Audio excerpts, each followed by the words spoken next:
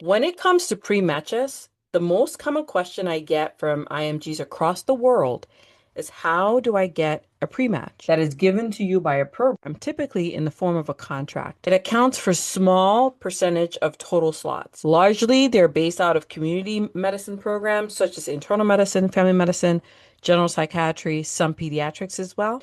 About 98% of applicants who accept a pre-match offer do secure the position. Pre-match probabilities can vary by score. With the data I'm looking at from Google's AI, using Gemini on Google, says that greater than 260, there's a higher chance of pre-match, 250 to 259, moderate to high, and then 240 to 249, low to moderate. And if your score is under 239, you have a much lower probability of a pre-match. However, the IMG I'm speaking to today did secure a pre-match even after having attempts on the USMLE. So I share this to say, listen to this episode, learn about how you can work on your application even after failure. She also shares about what she thinks is the root cause of why she failed the USMLE and how you can avoid that altogether. We also go into a deep dive of what you could start doing now to prepare yourself for residency. We do touch on my program, the IMG Roadmap course and coaching program, which she was a part of, and how that was influential in her match success. So I hope that you listen, and you'll have her information and contact in the show notes. Thank you for listening. The IMG Roadmap is the only podcast dedicated to coaching international medical graduates and success blueprints for this unique pathway. I am Dr. Nina Loom, your host, a previous IMG turned hospital medicine physician, healthcare administrator, speaker, and coach. I empower, encourage, and equip you with actionable steps that you can take towards the residency position of your dreams. Hey everyone, welcome back to another episode of the IMG Roadmap Podcast. I was just practicing how to say my next guest's last name, and it's quite surprising because it's a pretty popular name, but for some reason I was having a hard time pronouncing Bartholomew. Is that right? Bartholomew. Bartholomew. Okay. So, welcome to the show, Dr. Davion. I'm so excited to have you today because we've worked together over the last maybe year and a half, if I'm not mistaken, maybe even longer within the Yeah. IMG Roadmap group. So, this is like a full circle moment for me as well as for you, I'm sure. But most of our listeners are going to be like, who is she? What's her deal? Where is she calling from? And what's her story? So, give us a little 411 on your background. Okay, so I am Davion.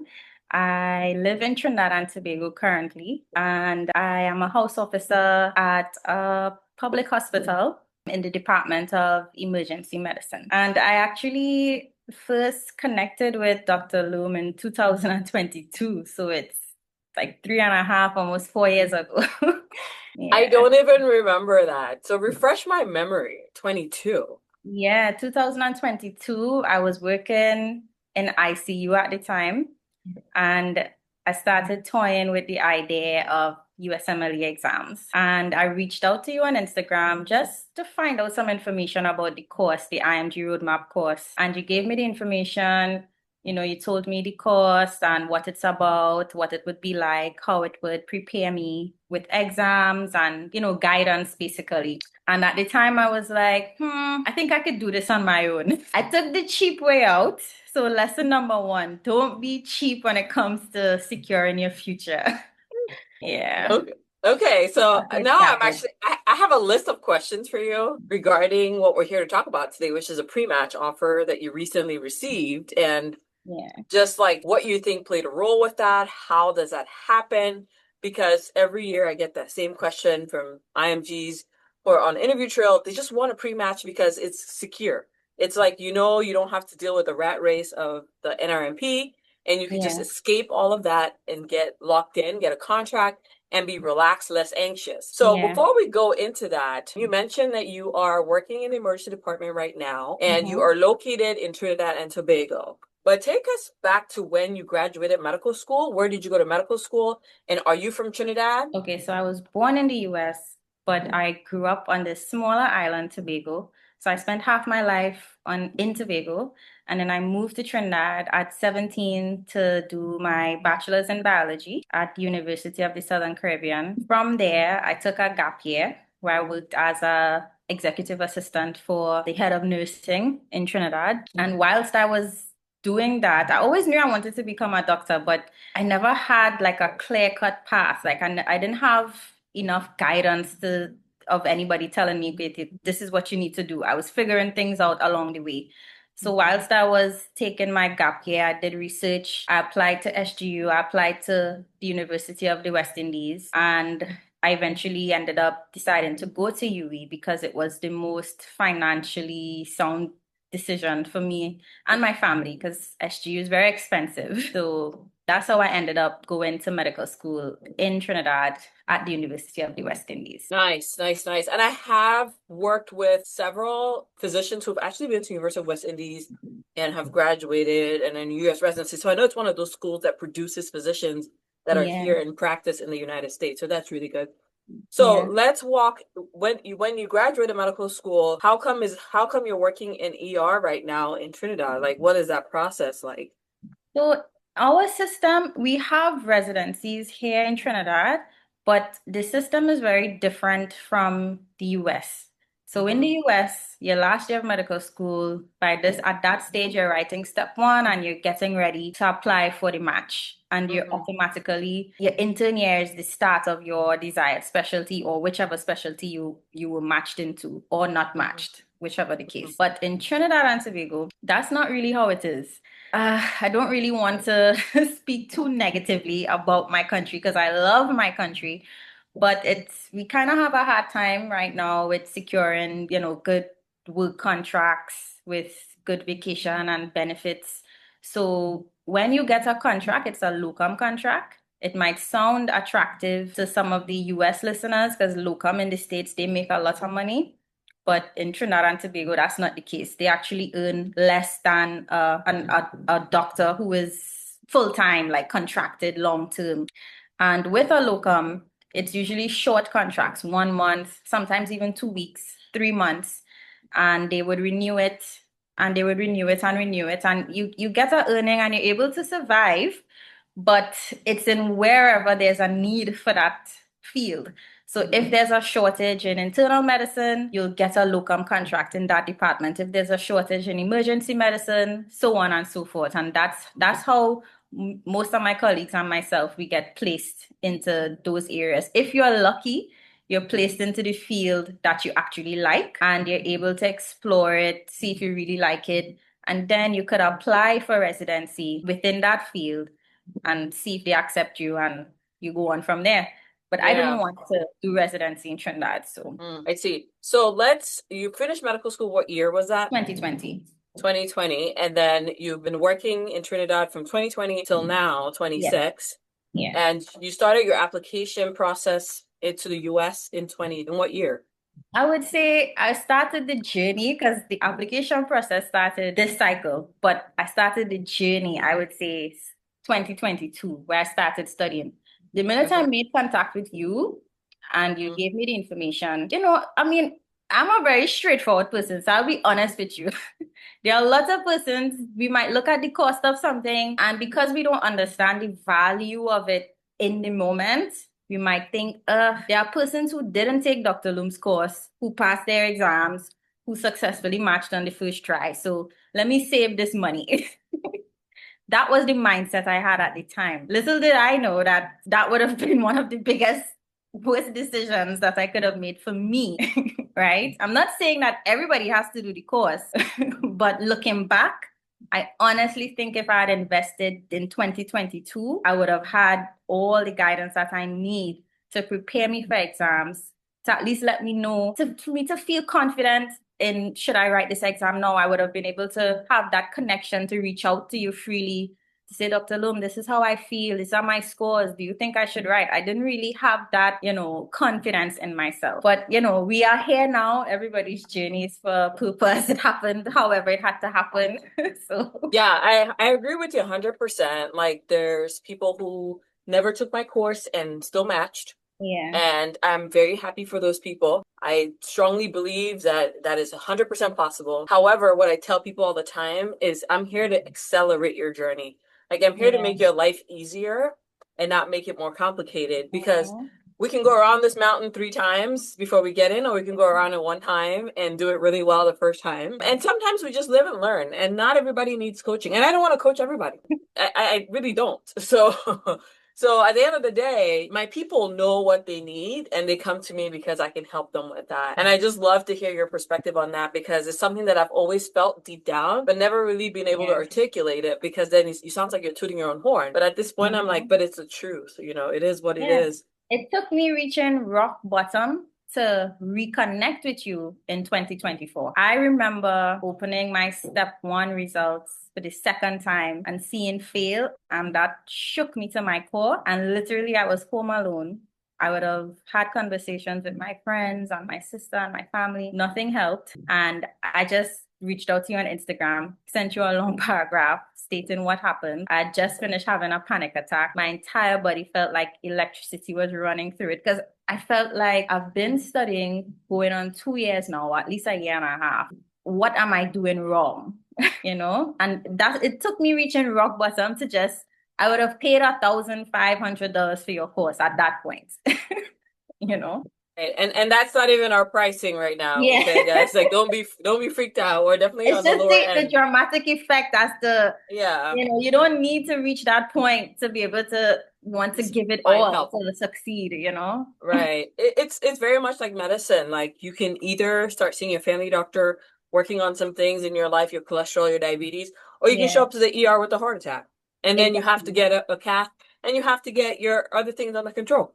Perfect analogy. It's the same thing, So I feel like because coaching has not been a part of our repertoire as physicians, because one, we lose our talents when we go to med school. Like we're not focused on sports, we're not focused on recreation, we're not focused on anything besides just reading books and being in some labs and being in classes.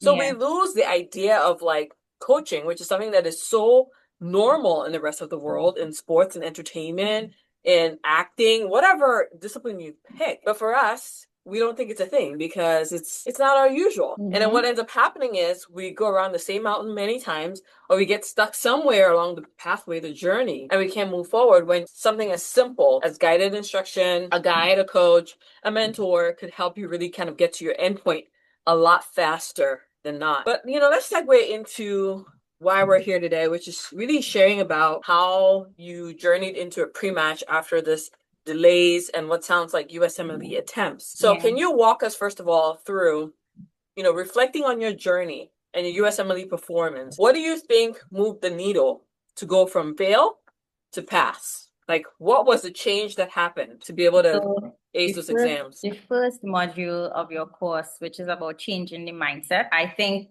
that was the most beneficial for me because when I first reached out to you back in 2022, there was a lot of negative and challenging things I was going through personally. And when I reflect on all the things that I gained from that first module, like literally I thought back to the 2022 version of myself and I said, this would have helped me so much.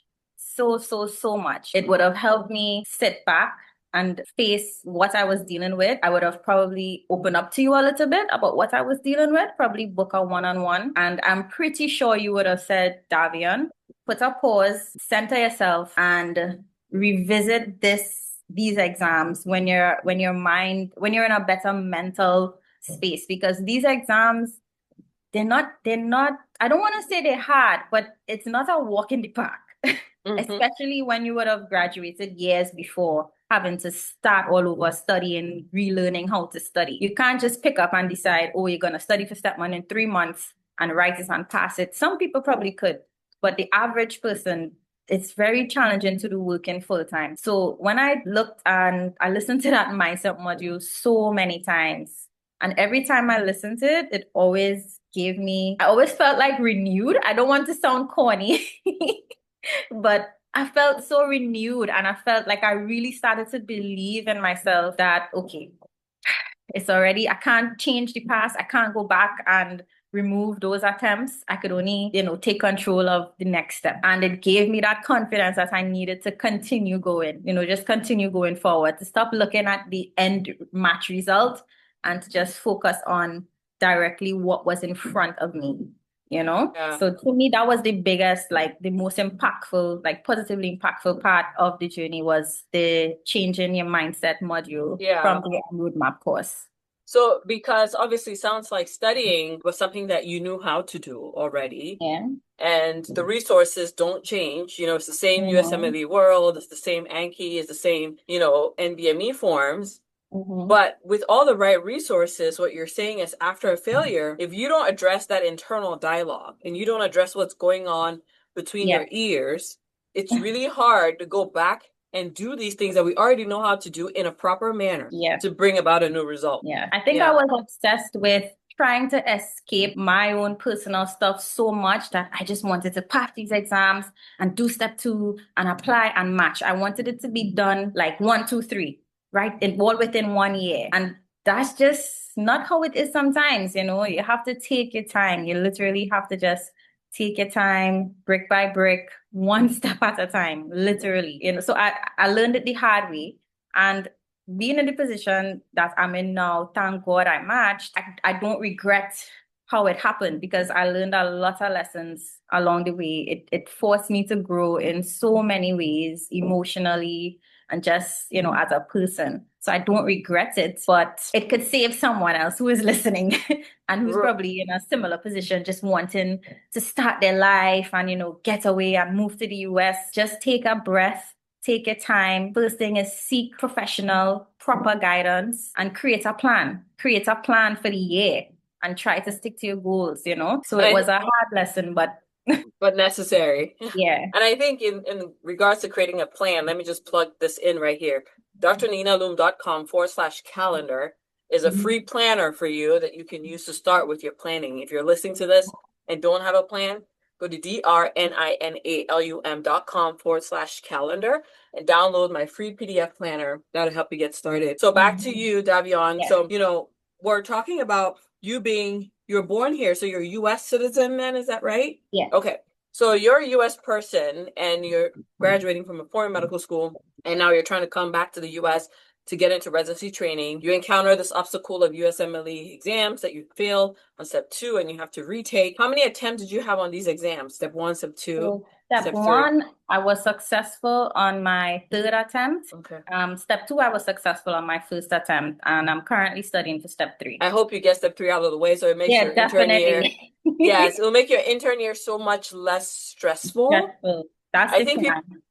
people think that they're doing step 3. Yes, step 3 is going to help the IMG who's already graduated medical school. It's definitely going to help them to position themselves to be more competitive if they have step 3 when they're applying. However, the emotional relief of step 3 really hits when you're an intern year. And you do not have to study for that exam, and you can just focus on your interning exam and your learning. Like, people don't even realize that. Yeah. But I won't make that mistake. I'll definitely write step 3 before July. Before July, right? So let's segue into what we're celebrating here today. So tell us, how does, an IMG with this background that you've shared with us, a 2020 graduation date, 5 years out of medical school, working in emergency medicine, attempts in step 1, how does that person land a pre-match offer? Honestly, I don't want to sound too holy or too spiritual on your podcast for those of you who don't believe in God. Please, let's sound spiritual. If they don't believe in God, they don't have to keep listening if they're going to be offended, but we're going to speak what is true. Yeah, there's no other explanation for this happening the way it did other than God. Literally, like, this is my testimony because along this journey, there were so many persons who questioned me continuing to study for these exams after failing, having to take time off work, not receiving an income, having to spend my savings. It felt like I was gambling with my future because whilst I'm doing all of this, my colleagues and I have friends who are getting married and they're buying properties and they're getting new cars, and you're seeing them moving forward with their lives. I'm attending baby showers and coming back home to study till midnight, after failing so many times. So I couldn't explain it. Like, I remember this one person said, the climate with IMG's matching, it doesn't even matter that you're a US citizen. Yes, it may work in your favor, but it's becoming very hard now. COVID is no longer around.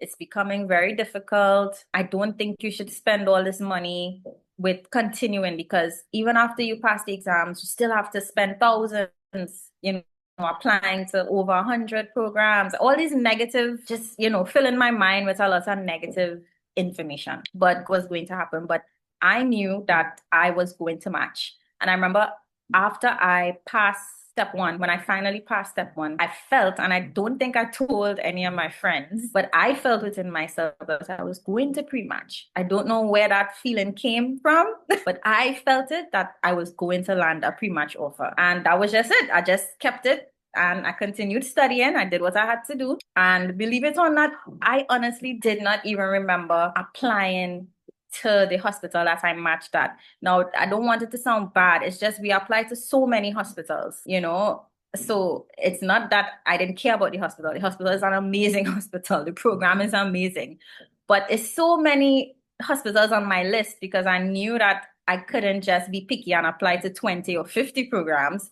I had to apply broadly. I was just going down state by state and selecting the most IMG friendly programs. So when this hospital in particular gave me an interview and it was in person, I was like, my eyes opened so wide because I was like, in person? How did this slip through the crack? Because I live in Trinidad and I remember specifically that was one of the criteria. I was not going to apply to any hospital that only conducts in-person interviews. It just wasn't making sense financially for me to do that. So for this program to be in person only, it just didn't make sense. I was like, how did this happen? And that's why I said it's God and God alone. That was the only program I applied to that offered in-person only interviews. And there was a small part of me that almost rejected it because I emailed the coordinator, asking if she could facilitate a hybrid, if she could facilitate, a Zoom. And she said, oh no, it's clearly stated there on, Explorer, Residency Explorer, in person only. I went back to check for myself and I kept scratching my head like, how did I ended up paying to apply to this program? So I spoke with my sister and she said, you'd be crazy if you don't get on a plane and go to that interview. Because at this point, we don't know, we didn't know how the match was going to turn out. We didn't know if programs would see the and just dump me in the corner. We didn't know. So I said, okay, got the time off work, bought my tickets. Everything happened within, I think, 2 to 3 days. I was in New York and then making my way to Pennsylvania. So it sounds surreal, but yes, so many thoughts going through my head right now. But I just want to center our listeners a little bit. So you got a pre-match offer. And it's something that you had started to think about and really sort of meditate on way before. Yeah. And hope for it and prayed for it and was just trying to avoid the scramble that is the match. But how many programs did you apply into and how many interviews did you have lined up? Okay, so this will be very interesting. So I applied to a total of, from what I could remember, I applied to about 111 programs, of which about, I would say 88 or 89 were family med programs, and the remainder were IM programs where I had connections, where I knew someone, either a past classmate or a friend of a friend, that type of thing. I literally took your advice. When you state in our meetings that we would have, use every connection, anybody that you know. I have no shame. My mantra is closed mouths don't get fed. So it doesn't matter that I haven't spoken to you in a DM saying, hey, it's Davi, remember me from undergrad? I'm just letting you know, it's life. I'll either get a response or I won't get a response, but not pursuing their residency. And I applied to their programs. So I reached out to everybody that I knew who was currently pursuing residency or finished residency and is in fellowship, just to see if they could either get me an observership or they could vouch for me, that type of thing. And I stayed in contact with them throughout that entire, application season. And I must say, I don't know if they'll ever come across this podcast. I'll probably share it with them, but I am so grateful. I'm so, so, so grateful that I live good with people, anybody that I encounter, because some of these past colleagues, we haven't spoken in years, and they would video call me. They would speak life into me. They went to lengths and lengths to help me, So very grateful for that. But the majority was family med because that's my heart. That's what I want to do. That's what I'm very passionate about. So in total, I would have had my first interview with the program I pre-matched at. And about 2 weeks after the interview, they offered me the pre-match offer and I accepted. And I had to withdraw from the main match in order to accept their offer. Now, little did I know, I thought that once you withdraw from the match, you won't that would be the end of it. But Dr. Loom, as the weeks went on, I was still getting interviews and I didn't know how to stop it. I just had to, yeah. So I would send emails to programs saying, thank you so much for the offer, but, I have to decline. And it feels good to be in a position now to reflect. In total, I got 9 interviews and to look back at the demographics of where the interviews were, I would have still, this program where I matched would have been my number one. So wow. So Christmas came early. Yes, Christmas came early. And I want to really kind of just like sit on this for a second. So despite attempts on step one, despite being 5 years out of medical school, despite applying to so many programs because of the fear of like, I don't know if I'm going to stand a chance, you still happen to land 9 interviews. Yeah. And you pre-match. And your specialty choice is family medicine. Yeah. And so you'll be going into a family medicine program in the state of Pennsylvania. But I feel like one thing we need to talk about is how it's still possible to match after a failure. Because that's one of the biggest like strongholds, roadblocks, the biggest mental battle that we have to deal with is overcoming our failure, because it usually eventually causes us some form of imposter syndrome, feeling like we're not worthy, and if you go on the blogs, the forums, or you listen to a lot of people, they'll tell you how you're not capable because of one mistake or one failure. So let's talk to that person for a second who has, maybe it was step 2, maybe it was OET, maybe it's still step 3, and they're just like stuck because they haven't heard one person tell them that this is possible. Let's talk to them for a second. What would you be telling them right now? I would first tell them to take some time to process their emotions. Don't just jump back into it tomorrow or 2 to 3 days after receiving the news, because as physicians, it really affects our ego. Everybody has an ego. It really affects our ego to see that fail, especially if you didn't struggle through med school and this is like your first stint of failure. You have to take the time to process it, and then you have to start speaking positively to yourself. Write affirmations. I had affirmations on every mirror in my apartment stating that I'm worthy, I'm intelligent, I'm going to pass step 1, I'm going to pass step 2, I'm going to match. You have to rewire your brain, because seeing that fail, it could really keep you down for a long time. It could really send you into near clinical depression. I've seen it. It really, really affects you. You feel embarrassed. You don't want to talk about it, especially when you have colleagues who is passing and they're succeeding and they're moving forward. So take some time to process, reach out to close friends, reach out to family. And when you feel like you kind of, getting a hold of yourself, sit down, put out all the things that you would have used to study the last time and be honest and truthful to yourself. Like, did I really take my time to study for this exam? Try to get to the root cause of what could have possibly contributed to you failing. Because for me, it wasn't a lack of knowledge. My main issue was having a shorter attention span. So having to sit for 8 hours, 9 hours on the real exam day, it always put my body into a shock. So after the 4th hour, I would start feeling very fatigued. And then it's like I'm just choosing letters to be done with the exam. So I probably would have started off the exam on a good foot, but then at the 4-hour mark, I was exhausted. So it wasn't a lack of knowledge per se, it was more a lack of endurance.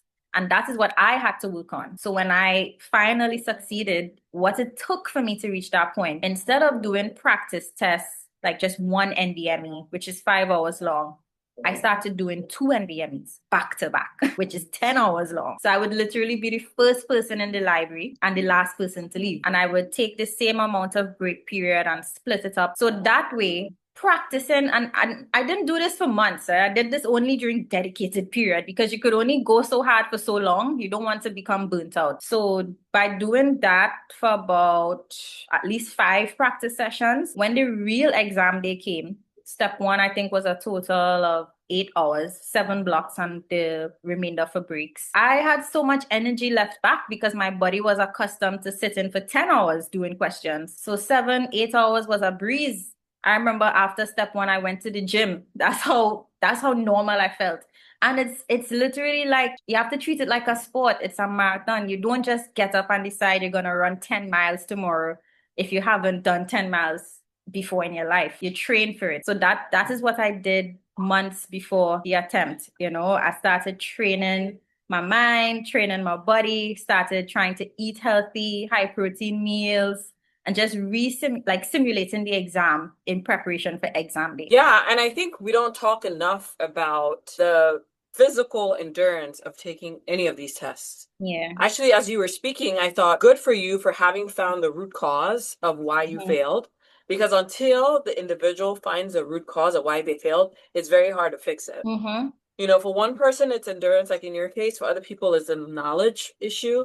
For other people, it's a different system. For other people, it's a language barrier, or so there's so many different reasons why people fail the USMLE. But I feel like ultimately, once you can identify what the root cause is, then only can you fix it. And kudos to you for finding that out. And then you begin to put yourself in that scenario over and over again so that you could train your brain to be able to sit for 5, 6, 7, 8 hours, not go into shock at the 4th hour, not start getting daydreaming and losing focus or getting hypoglycemic in the middle of a test and things like that. Yeah, Dr. Lumet, there's such a clear difference, the first 2 attempts versus the last attempt with regards to step one.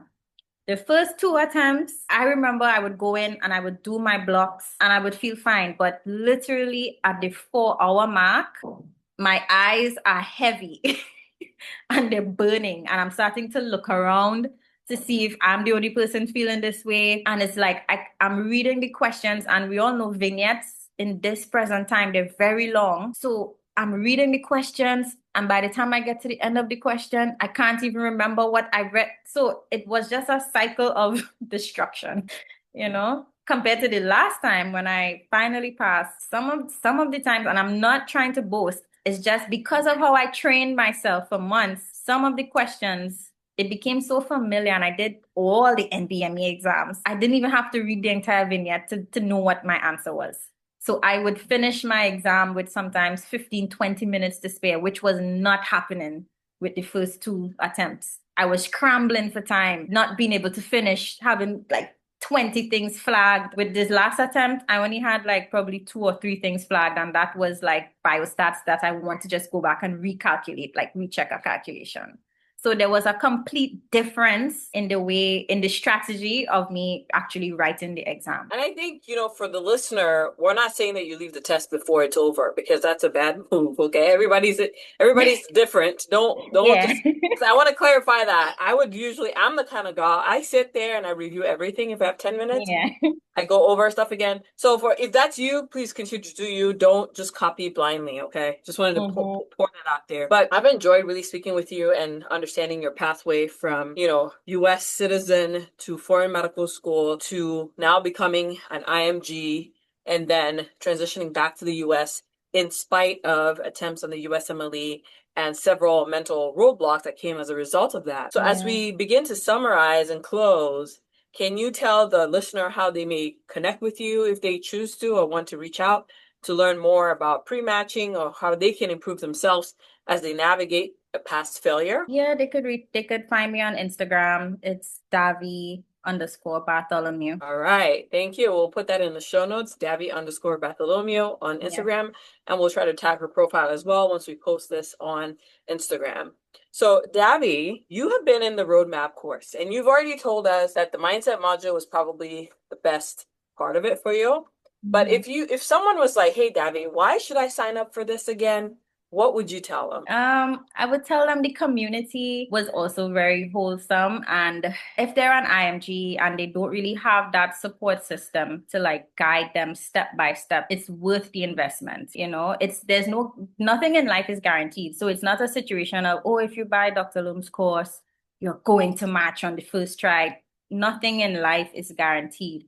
It's just whoever invested into the course, it's them giving themselves the best opportunity at doing everything possible to put them in a position to match on their first attempt, put them in a position to not have multiple attempts.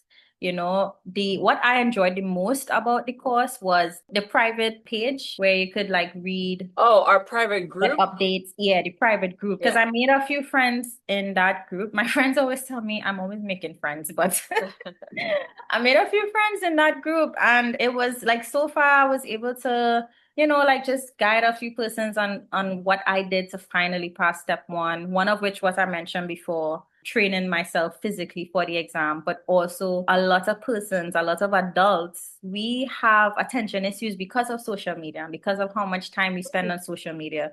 So what worked was literally putting, like sometimes I'll put my phone in the car outside so that when I get the itch, it's not just right next to me while I'm studying. And then I also told them that I broke up the blocks. So instead of sitting and trying to do 40 blocks, 40 questions in one sitting, I would do 4 blocks of 10, if that makes sense. Does. In training yourself to build up the endurance. So the group was very beneficial, just being able to, communicate with fellow IMGs and a lot of IMGs who matched already, they came back to mentor like the last cycle that I was in. So hearing their testimonies and getting advice from them was also very beneficial. Yeah. And I'm going to ask your opinion on this because I'm working on a newer system, which would involve more of I'm going to call it the IMG Roadmap Grand Rounds or something along those lines. But the goal is, because I know the community has been very helpful for many people, and I know that ongoing support is one of the feedback that I get that people want is they don't want the course to end. They want that support throughout the year. And so we're starting some kind of a membership community where it would be meeting twice a month online on the same video conferencing platform for coaching. And then we'll still have our usual intensive for 6 weeks. And it would be a one-time deal. So once a person is in, they're in for the community for the year and they're in for the course for the year. So what are your thoughts? How do you think that would work out? Love it. Definitely, because I actually wish the course had, like, I had access to be able to communicate. And before it started, the course started around April, I think, not so? Yes, that's true. Yeah. And when the course started, I was doing an observership at the time. So it was long days. I wasn't able to like really be involved in it. I was still studying for exams. So it would have been nice whilst preparing for exams to sort of have access to check in twice a month, like you said, to give updates like, okay, well, I've completed half of my Q bank. Am I on the right path? I did this practice test. This is my score. I'm happy or I'm not happy. How do I, it really would help having a coach to just give you that reassurance or to help you re-strategize, Yeah. That's an amazing idea. Well, I'm glad that you said that because I'm trying to still poll people that have been in the program to see if that's something they would want, if they had the opportunity to have it again and have year-long support, is that something they would be interested in? So that's very encouraging for me to know. And if you're listening and you're thinking, that's something I'm going to be interested in, you can go to drninalum.com/waitlist. That's drninalum.com/waitlist. Put in your name and your email, and I'll make sure that you get the information once I launch the membership. I'm trying to get that out before the end of February so that we can start early. Because again, with you, once we start the course in March or April, what ends up happening is I've lost already 3 months of the year with you that I'm like, we could have been doing stuff right now. Like yesterday, I was sending somebody the link to submit a poster abstract for the FMX conference that's coming up later this year. They're accepting posters for family medicine applicants. And I'm like, oh my gosh, I wish I could stand on the rooftop and tell every IMG to go submit a poster because it may be accepted and you may be flying there and you may be presenting and meeting tons of residency programs.